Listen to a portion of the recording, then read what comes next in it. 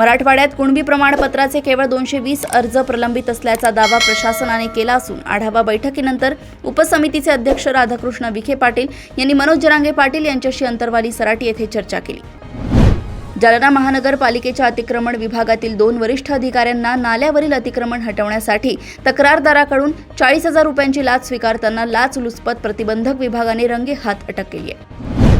केजमध्ये एका 13 वर्षीय अत्याचार पीडित चिमुरडीला गुन्हा दाखल करण्यासाठी रात्रभर पोलीस ठाण्याच्या पायऱ्यांवर बसवून ठेवल्यानंतर दुसऱ्या दिवशी रुग्णालयात 9 तास तात्काळ ठेवल्याचा संतापजनक प्रकार उघडकीस आलाय।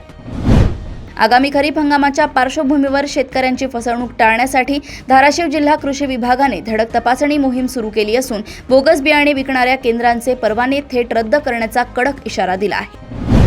लातूर रेल्वे स्थानकावरील बहुप्रतीक्षित पिट लाईनचे काम येत्या डिसेंबर 2026 पर्यंत पूर्ण होणार असून नवीन प्लॅटफॉर्म आणि दुसऱ्या प्रवेशद्वारासह स्थानकाचा पूर्ण कायापालट केला जातोय।